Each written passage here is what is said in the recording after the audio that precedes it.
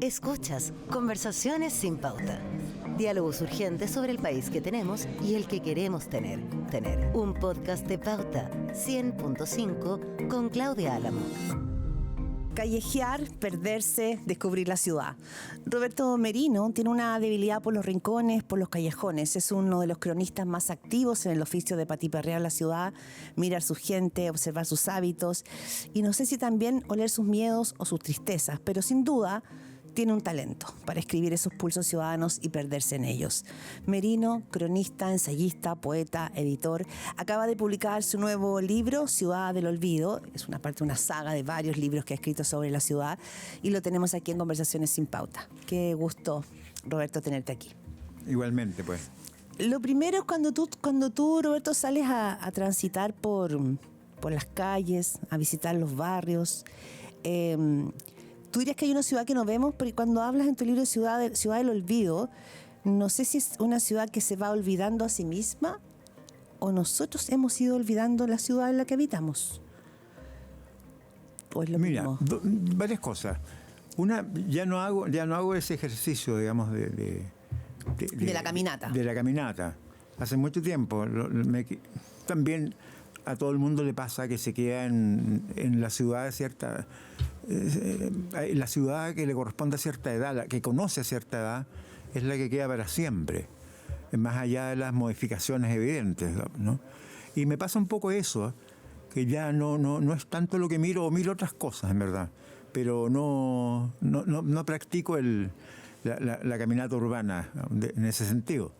Y luego lo del olvido, fíjate que fue un título que me propusieron los editores, el Bicho Undurraga y Aldo Perán, y me pareció, yo le dije, déjenlo, no pensé mucho, me parecía que era un título que podía armar algo, incorporarse, o bien podía quedar en la neutralidad, pero tiene sentido, fíjate, claro, porque fíjate que el primer libro que yo publiqué de crónica se llama Santiago de Memoria, y como que venimos a rematar en estos ensayos muchos años después, y se llama Ciudad del Olvido.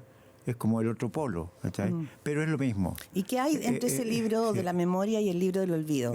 Si tuvieras que hacer esa lectura mirando tu retrovisor. Porque si uno parte por la memoria y termina en el olvido, algo hay en ese tránsito. Bueno, la mitad de mi vida está involucrada en ese tramo. Cuando empecé a escribir esas crónicas no tenía hijos, era otra persona quizás. Y ahora ya estoy, no sé, más que maduro. Y le vino la vida un poco hacia atrás, digamos, ¿no? Eso primero que nada. Pero el hecho es que si tú te fijas en los ensayos de este libro, claro, están hablando de un pasado siempre, ¿no? Están como en el límite de lo que se va olvidando. Siempre en esa frontera, tienen un ojo puesto por contexto en un presente. Desde ahí se habla, sí, pero se están indagando cuestiones que están a punto de desaparecer. Sí, o sea, en el capítulo con el que arranca el libro sobre el Cerro Santa Lucía, hay un poco de eso, o sea, hace el punto del pasado reciente, ¿no? De cuando aparece una escultura robada, ¿te acuerdas tú? En el caso claro.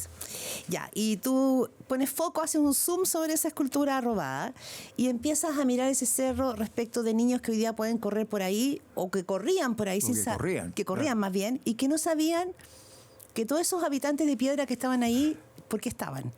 Entonces, claro, hay un juego de presente, pasado, nunca futuro, presente, pasado, que yo decía, ¿por qué Roberto siempre está haciendo este punto, no? Porque hay algo ahí, es mundo, ¿cachai? O sea, experimentamos la realidad todos los días. Estamos acá con el café, la concretitud de nuestra realidad, las palabras adecuadas. Pero por otro lado, uno en su experiencia está como con la atención puesta en varias cosas a la vez.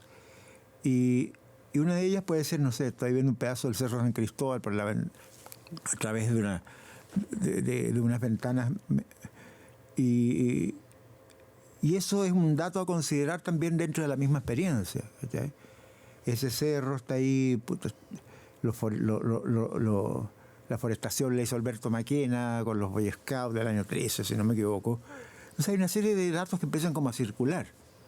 La Virgen, la presencia de la Virgen, que es tan importante en Santiago. No sé, hasta Chacarilla, me acuerdo. Chacarilla está un poco más allá. Estamos hablando del Cerro San Cristóbal. Es San Cristóbal, que sea lo que se ve por la ventana, hay que explicarlo. Pero sí. En fin, entonces, si uno abre ese espectro, que es muy natural hacerlo, se da cuenta de que vive en varias dimensiones a la vez, digamos, entre pasado y presente, digamos. En varios de esos intersticios uno está viviendo permanentemente. Sí. Roberto Merino, la nostalgia es una emoción que te ronda, desde la cual tú piensas u observas. Como que la nostalgia es algo que está o no está, ¿no? Es difícil, difícil saberlo, porque yo en las crónicas mismas, aparte que yo soy una persona nostálgica o no, personalmente, en las crónicas hay de repente una pátina de nostalgia, ¿no? Pero he tratado, por casi una inscripción ideológica, estética, de no hacer textos nostálgicos, sino simplemente registrar, señalar, conectar cosas. ¿No te gusta la nostalgia? Es que ahí se pasa muy, muy fácil a lo plañidero y al engolosinamiento con las cosas del pasado de por sí. Entonces se transforma como en gagaísmo, andar con cajitas y cuestiones, envases antiguos, cachivaches, digamos. ¿No? Entonces, a mí no me interesa mucho eso, fíjate. Pero sí creo que en el pasado, digamos, en los relatos con esa temporalidad, hay cuestiones que todavía no han sido descubiertas. Hay misterios, hay incluso conexiones simbólicas. ¿Estás pensando en algo puntual cuando haces esa... se te aparece como...? Sí. Bueno, estaba pensando en el trabajo que hizo Sotomayor y Esteve en los años 70, y ahora ha aparecido en varias partes, ha aparecido en un par de libros. Y claro, ahí había una ciudad desconocida que estaba a 2 palmos del ojo para uno, pero no sabíamos, no teníamos idea. Incluso yo fui muchas veces, no muchas, pero al Pucará de ¿cómo se llama? Para allá, para la salida de Santiago, Catemo o Catemito. Y me hacía preguntas sobre eso, pero no tenía las respuestas, porque no tenía la información. Sí. Pero estos gallos, ponte tú, develaron tras la superficie una ciudad desaparecida. Tiene algunos rastros, algunos vestigios por ahí, dispersos. Y yo me acuerdo que, fíjate que, claro, el año 69 tiene que haber sido, estaban construyendo las Torres San Borja, me parece que era Lira con Diagonal Paraguay. Sí. Y hay una esquina ahí. Claro, que agarra Marcoleta, toda esa parte. Toda esa parte. Y había se rumoreó que había un entierro. Y yo fui con mis papás, de ociosos nomás. Un día sábado en la tarde, mi mamá fue a conversar con los maestros y le regalaron un pedazo de una vasija. Y que fue un misterio muy grande, ese estuvo en mi casa toda la vida, esa cuestión. Y claro, eso tiene que tratar de cuando es chico de configurar a la fuerza una imagen de eso, pero no la tenía. ¿Quiénes eran estos gallos? ¿Por qué estaban ahí? ¿Cómo eran sus casas? Bueno, después me di cuenta que ese desentierro está registrado por Esteve y Sotomayor. Hay vínculos, ahí hay una conexión. Claro, ahí calzó. Roberto, el hecho, por ejemplo, que Santiago esté rodeado tenga cerros. No es tan fácil que las ciudades tengan tantos cerros. Uno en el centro de la ciudad, Santa Lucía, está el Cerro Blanco, tenemos la cordillera por otra parte, tenemos el San Cristóbal. Si hacemos la constelación o el mapa, tenemos muchos cerros. Muchos. ¿Tú crees que condiciona en algo la mente, la percepción de los ciudadanos cuando viven, que no son no es Medellín. Medellín tiene, cuando yo lo vi, no podía creer el tamaño de las montañas, de las paredes que tiene. Estos son cosas a las que tú puedes subir, cambiar de altura, bajar de altura, te permite subir y bajar. Mira, sí, yo he pensado en eso, pero disculpa, he pensado en el... Bueno, y tenemos cerros más chicos, el Cerro Navidad. Claro. El Cerro San Luis es muy impresionante porque eso sí que está oculto, ¿no? Uno entra y ve en esas casas como platillos voladores, vanguardistas de los años 50, 60. Es precioso, encuentro... Es un gran... Es como un pequeño... Se ha mantenido como un pequeño secreto en Santiago. Nadie llega ahí si no está invitado o qué sé yo, ¿no? Nadie se le ocurriría subir. Eso me interesa mucho, esos cerros chicos, como el Cerro Navidad, que había una especie de sanatorio ahí, ¿no? Que yo alcancé a ver unos restos de edificación. En fin, sí, pero yo no sé si modificará. Me ha tentado, siempre son muy tentadoras esas tesis. Esas tesis, ¿eh? Que a mí me encantan. Son atractivas. Ponte tú el hecho de tener un río así como tan exiguo, que ya no es tanto y ya no es tan contaminado, digamos, ahora no tiene olor.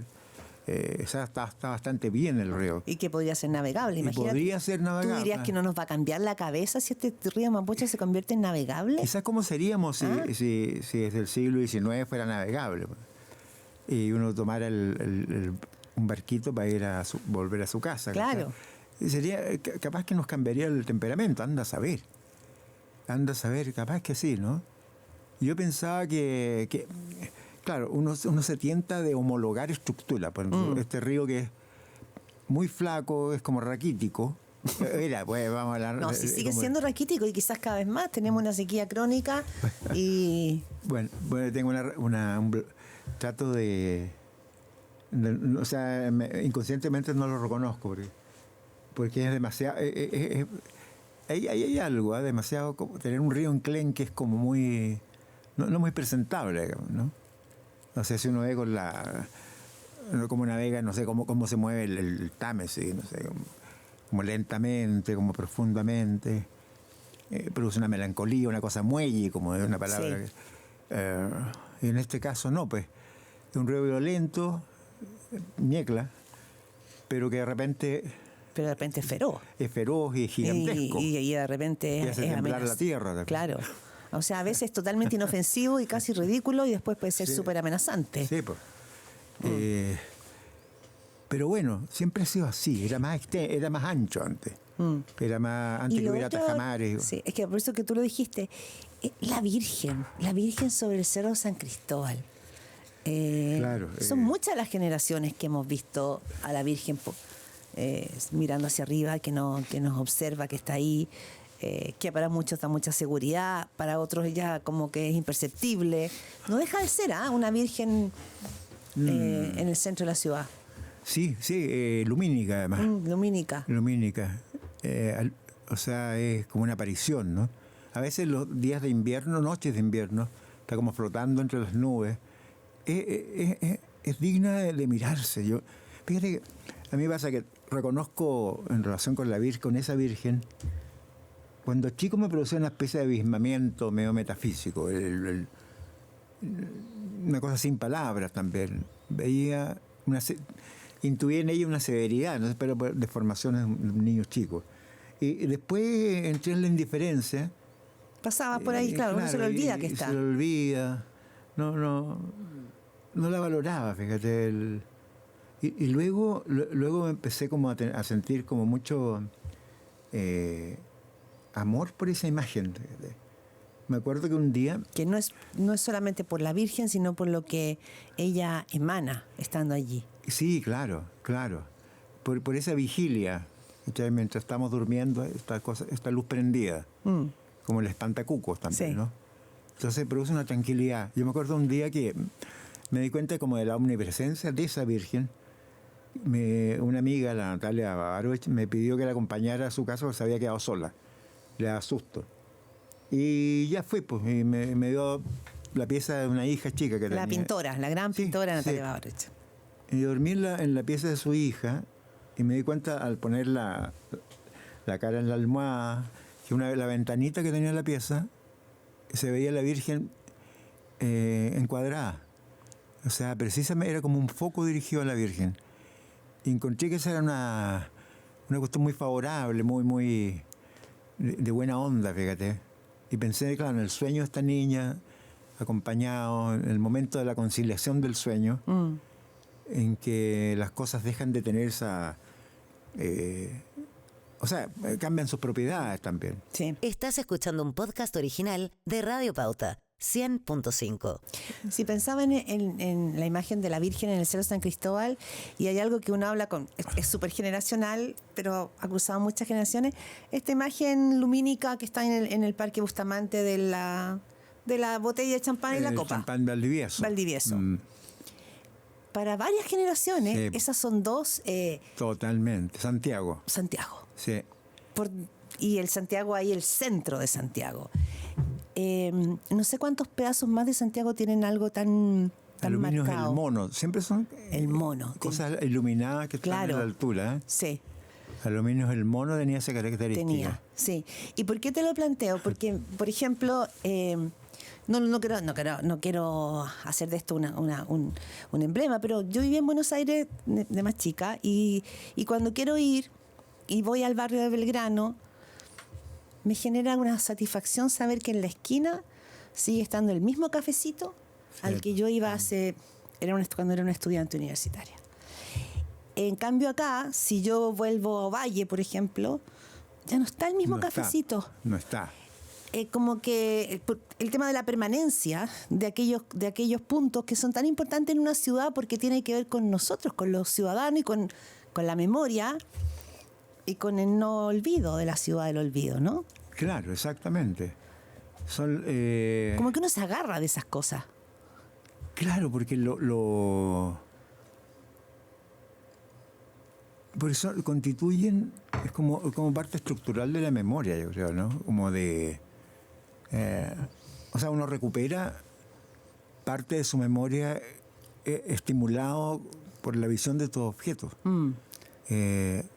Son como hitos o guías, ¿no? Como faros también, Sí. en el tiempo. El champán Valdivieso es increíble porque para todo el mundo era lo mismo, era volver a los santiaguinos, digamos, Sí. ¿no? Volver en la noche después de un viaje, ¿cachai? Después de haber estado en la playa. Bueno, ese regreso estaba como marcado por esta imagen ya simbólica a esta altura, ¿no? La Virgen lo mismo, lo que se ve a la distancia también. Cuando uno vislumbra las luces de una ciudad a la distancia, ese factor de reconocimiento yo creo que es lo que hace inolvidable estas cuestiones. Y después puede que el aluminio del mono ya no esté, ponte tú. Pero Yo creo que ya no está, pero hay una parte de la persiste, memoria. Totalmente. está. Hay varias generaciones que van a seguir recordando o de repente soñando con la imagen del Sí. aluminio del mono. Sí. ¿Te fijas? Claro, eso... Y hay cosas que no logran constituirse como tales, fíjate, el obelisco, ponte tú, que está detrás de Balmaceda, la estatua de Balmaceda, Sí, en la Plaza sí. Italia, no... Siempre ha estado ahí y no logra cohesionar en la cabeza. Uno nunca dice... Iba pasando por nunca lo usa de referencia, nunca dice iba pasando por el lado del obelisco y pasó tal cosa. Es una referencia Claro. más oscura. Imágenes que no te llevan a un lugar que es como de protección o luminoso, porque tú hablas Sí. de la Virgen y del como algo luminoso, ¿no? Y lo mismo pasa con, no sé por qué nos fuimos por acá, pero también está pasando con lo que se llamaba Plaza Italia, Plaza Baquedano, que en su minuto en el estallido se llamaba Plaza de la Dignidad, que cambió total. Y ese era, o sea, si hay un corazón que bombeaba la ciudad, era ese lugar.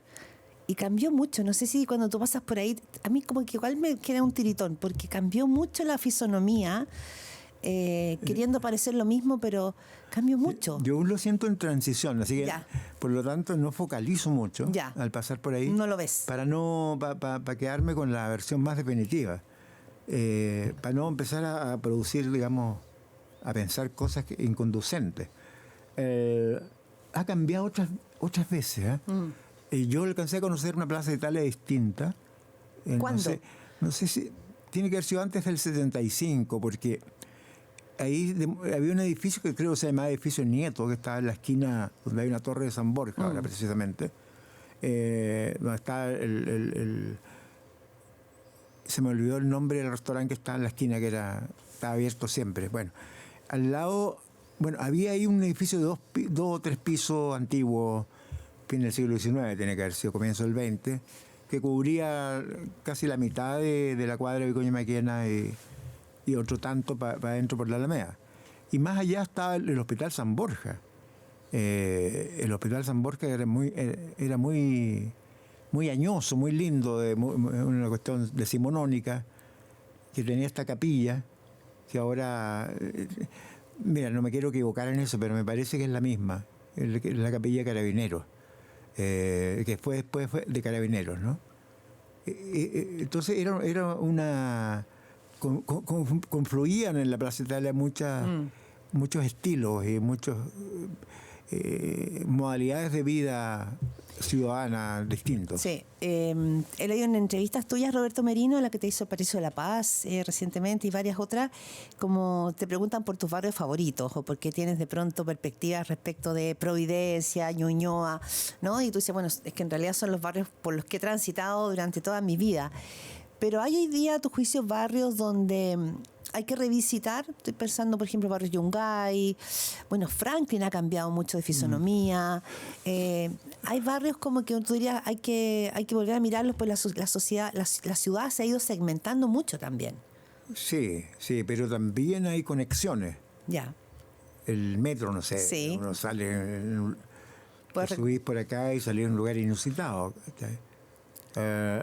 También hay más facilidad y también hay generaciones, yo cacho que nueva, gente más joven, que se mueve de otra manera y se mueve como por detrás de los barrios en bicicleta, qué sé yo, Uber, tienen muchos desplazamientos distintos y hablan de una ciudad distinta. Puede que ya, ponte tú, no sé, estoy ejemplificando con mis hijos, que es lo más fácil, pero esa ciudad de la que yo hablo, no sé si les hace mucho sentido. ¿No es la ciudad de tus hijos? No. Ya, la ciudad de Merino padre no es la ciudad de los Merino hijos. No, o sea, muy poco, muy poco. Capaz que cambie, sobre todo esos dinámicos, yo creo que cambia. La ciudad de mi abuelo, hasta que yo tenía 13 años, tampoco era mi ciudad. Sí, la ciudad tuya, lo que tú recuerdas, no era una ciudad que te diera miedo, ¿o sí? No. ¿Y la ciudad de tus hijos es una ciudad que cuando ellos salen a ti te da miedo? A mí sí, pero a ellos no. A mí sí. Todo lo desconocido trato de convertirlo en amenazante, digamos, pero no es el caso de ellos. Ya.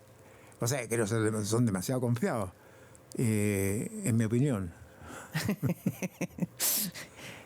¿Y tú eres demasiado desconfiado? Yo creo que sí, ¿no? Yo creo que a esta altura. Pero trato de vivir una especie de eso que decía este gallo, vivir en una burbuja. Trato de que la burbuja no se rompa. Mira, yo habría pensado que tú eras de los que pinchaba la burbuja. No, porque la burbuja es protectora, digamos, a pesar de la debilidad de sus paredes. Pero, no, claro, trato de vivir, de no hacer... Ya no me aventuro en las noches, ponte tú, como así lo hacía a los 20 años. Que donde me decían ese barrio es peligroso, no vayáis por nada al mundo, allá iba. Enrique Lin me contaba eso, que él hacía lo mismo en Nueva York. Cada vez que le decían, no te metáis por ahí, volvía y se metía. Le gustaba ese riesgo que está mezclado con el olor azumagado de las calles, de los bajos fondos, de los callejones, todo ese tipo de cosas. Pero es yo esa parte la... Ahora no, mejor las calles conocidas. Es que no tengo capacidad física tampoco. Sí. Roberto, el tema migratorio, a tu juicio, bueno, ya sé que no callejeas tanto, pero cambia las ciudades.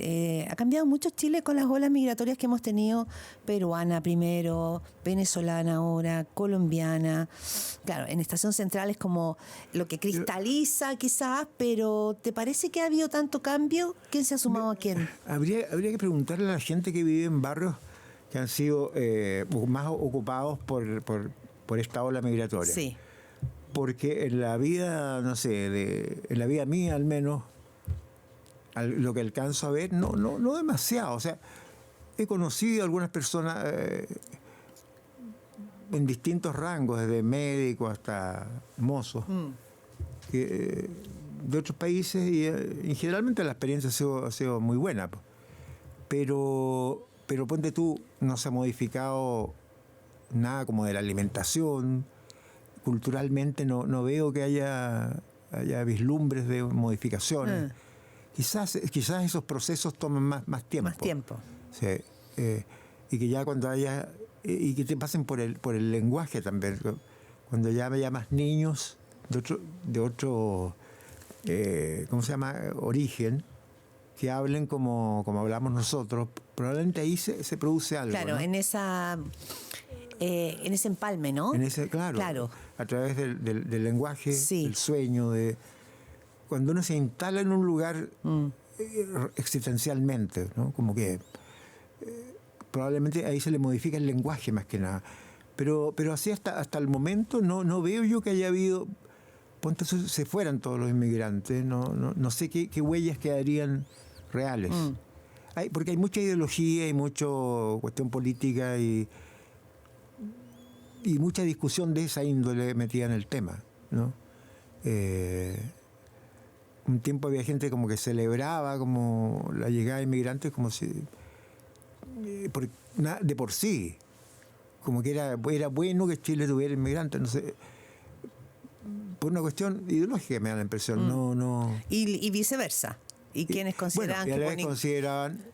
Pero yo vi, fíjate, al comienzo, incluso cuando no se hablaba de este tema, que habían llegado peruanos y iba en una micro por el centro y una señora que atacó a un gallo que se le cachó el acento peruano y lo atacó, que devuelva a su país, ese tipo de cosas. Y la gente de la micro se hizo un puro frente nomás contra la agresión. Sí. Sí, y eso antes de que existiera discurso sobre el tema. Bien. Roberto, para ir cerrando, Ciudad del Olvido. ¿Esta es una ciudad que está en camino hacia el olvido o sea, en el fondo mi tema es si esto es una constatación de algo que ya pasó o es una advertencia de lo que podría pasar? Yo creo que pasó y pasará. Sí. Y que pienso en todas las ciudades que se han extinguido, desaparecido, enterrado en el mundo. O sea, yo creo que todo eso es como la... Sí, pues las ciudades pasarán, yo creo. Y a ti la 3.000 años más de repente, pero... Sí. ¿Y la palabra olvido para ti tiene una connotación buena o mala? Sí, o buena? Sí, buena. Ya. Quiero decir, si no contáramos con el olvido estaríamos completamente locos. Funes el memorioso, acuérdate. ¿Verdad? Roberto Merino, muchísimas gracias por esta conversación. No, gracias, Claudia, a ti. Muchas gracias. Esto fue Conversaciones sin Pauta. Diálogos urgentes sobre el país que tenemos y el que queremos tener. Con Claudia Álamo.